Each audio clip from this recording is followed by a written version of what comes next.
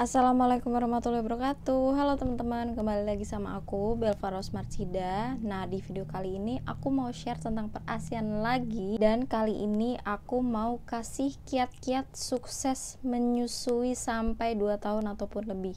Tanpa banyak basa-basi, yuk kita bahas. Yang pertama, yakin dan percaya bahwa tubuh wanita itu ajaib, diciptakan oleh Tuhan, melahirkan sepaket dengan menyusui. Aku percaya bahwa menyusui itu bukan hanya sekedar bisa ataupun gak bisa, tapi mau atau gak mau belajar buat berhasil menyusui. Yang kedua, mempunyai inisiatif untuk memperbanyak ilmu dan terus belajar sehingga ilmu-ilmu yang kita dapat itu terus up to date. Karena semakin berkembangnya zaman, sekarang tuh udah gampang banget buat kita dapet informasi segala macam rupa. Tergantung kitanya aja nih bisa memanfaatkan gak buat dapet info seperti seputar menyusui, ASI, parenting, dan lain-lain. Yang ketiga, konsultasi ke konselor menyusui. Ini dianggap sepele, tapi masih banyak sekali kegagalan menyusui karena ragu buat konsultasi ke konselor menyusui, dianggapnya mahal. Tapi membelikan anak susu formula, coba deh kalau misalkan dikalkulasikan selama 2 tahun atau bahkan konsumsi susu formula tuh kebanyakan gak cuma 2 tahun ya, ada yang sampai SD kelas bapak gak tahu masih konsumsi susu formula. Coba aja kalau misalkan mau konsultasi ke konselor menyusui, misalnya 1 kali konsultasi 250.000, 2 kali mengikuti konseling kita sudah bisa banyak sekali dapat ilmu. Setidaknya kita sudah punya bekal yang bakalan kita bawa sampai proses menyapih. Kita nggak perlu keluarin uang sampai berjuta-juta yang kalau misalkan kita kumpulin itu bisa buat tabungan dana pendidikan. Jadi jangan pernah ragu untuk ke konselor menyusui karena itu worth it. Kalau misalkan ngerasa nggak pede sama ilmu yang udah kita punya, jangan ragu, langsung cari kontak konselor menyusui. Ajak suami, ajak mertua, ajak orang tua, atau orang-orang yang tinggal satu rumah dengan kita, karena itu penting banget ya, supaya mereka itu ikut teredukasi, ikut mendukung. Oh iya, kalau menyusui dan ASI itu sebagus itu.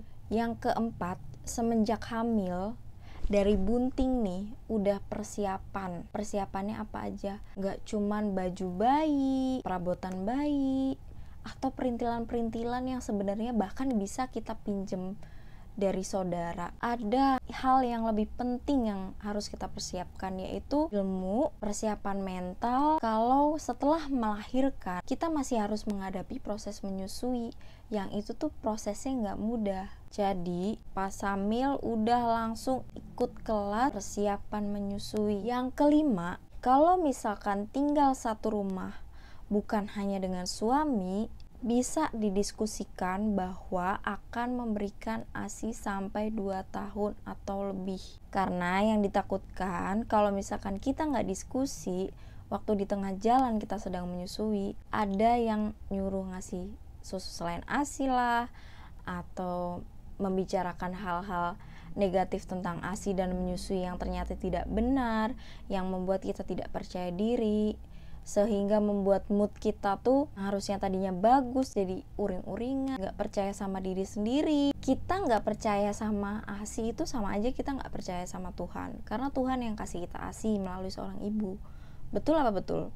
Yang keenam, mulai lebih sering sharing dengan ibu-ibu yang berhasil menyusui atau dengan ibu-ibu yang pro ASI. Ada loh ibu-ibu yang gagal menyusui tapi mereka mendukung ibu-ibu yang lain untuk tetap menyusui bayinya. Jangan sampai bergaul dengan ibu-ibu yang tidak mendukung kita menyusui, karena ditakutkan yang ada malah ngajak nih buat memberikan susu selain ASI atau mengajak untuk berhenti menyusui.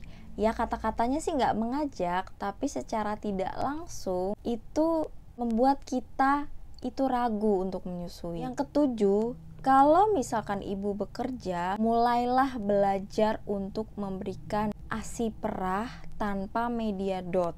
dari jauh-jauh hari, maksimal H-2 minggu sebelum masuk kerja. Jadi waktu mau masuk kerja nggak kelabakan, aduh anakku harus minum apa nih nanti kalau misalkan aku kerja. Jangan salah, ibu yang kerja juga bisa kok full ASI sampai 2 tahun bahkan lebih. Banyak kok ibu-ibu yang bekerja berhasil menyusui sampai 2 tahun ataupun lebih. Yang kedelapan, jangan coba-coba menggunakan atau memberikan anak yang bisa memicu penurunan produksi ASI. Contohnya DOT. Kenapa sih kalau DOT itu bisa bikin produksi ASI menurun?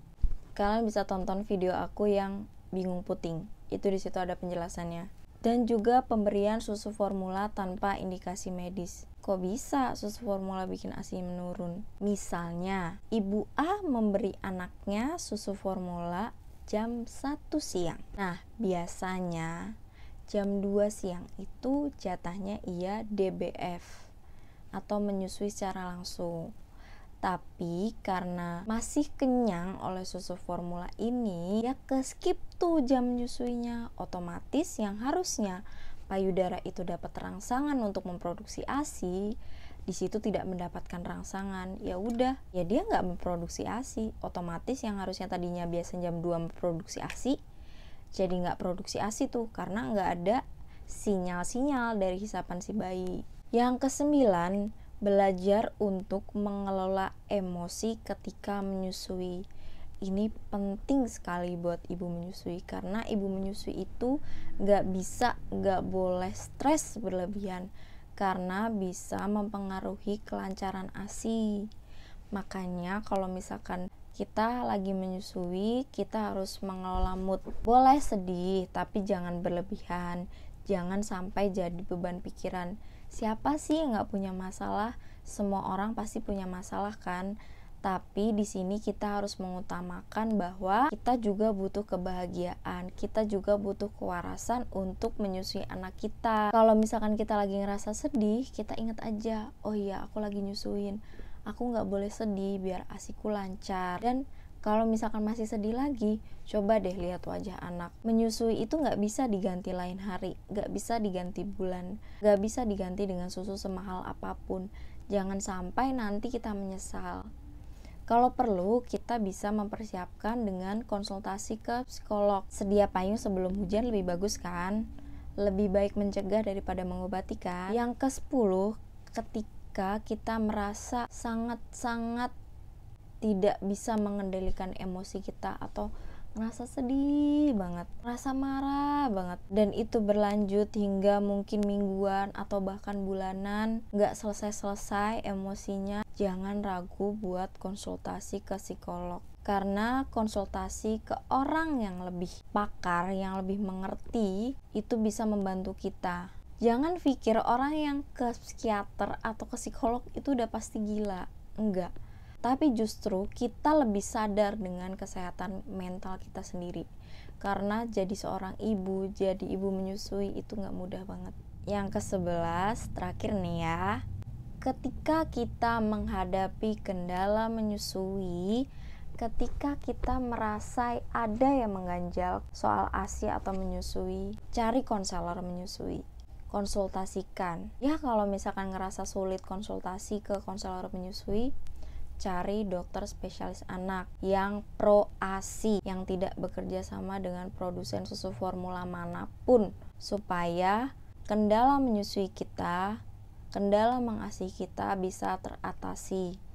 Karena susu formula bukanlah satu-satunya solusi untuk mengatasi kendala menyusui. Kalau bisa ASI, kenapa enggak?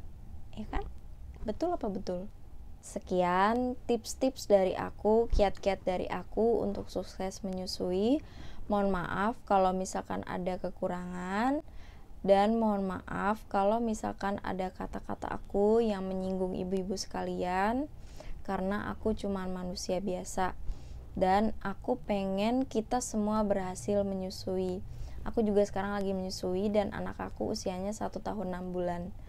Semoga kita semua selalu sehat dan pandemi ini segera berakhir. Salam menyusui, happy breastfeeding. Wassalamualaikum warahmatullahi wabarakatuh.